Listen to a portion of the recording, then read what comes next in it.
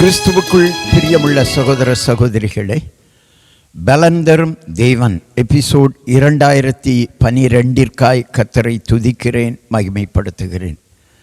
இந்த நாளிலும் எரேமியா 50 அதிகாரம் 8வது வசனம், பாபிலோனின் நடுவிலிருந்து ஓடி கல்தேயரின் தேசத்தை விட்டு புறப்பட்டு மந்தையின் முன் நடக்கும் கடாக்களை போல இருங்கள்.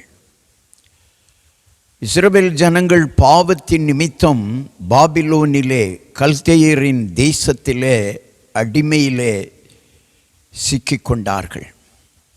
அடிமைத்தனத்திலே சிக்கிக்கொண்டார்கள். அவர்களை பார்த்து தீர்க்க தரிசனம் உரைக்கப்பட்டது, மந்தையின் முன் நடக்கும் கடாக்களை போல இருங்கள். கடாக்கள் மந்தைக்கு வழிகாட்டும். கடாக்கள் கம்பீரமாயிருக்கும். கடாக்கள் எதிரிகளை, தனக்கு பின்னாடி வருகிற மந்தைகளை பாதுகாப்பதற்காக எதிரிகளை முறியடிக்கும்.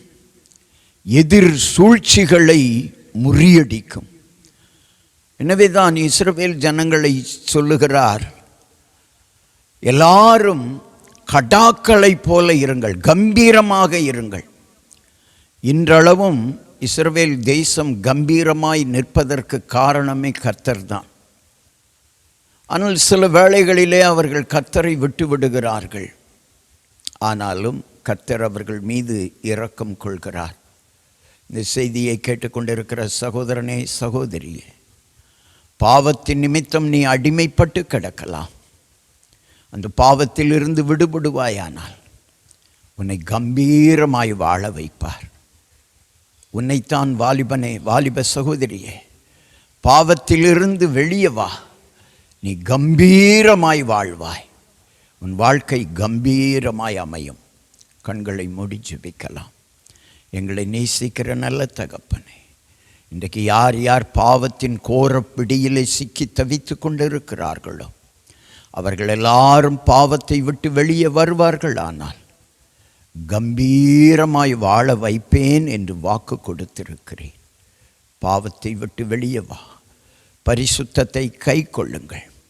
தேவன் உங்களை கம்பீரமாய் நடக்க உதவி செய்வார்.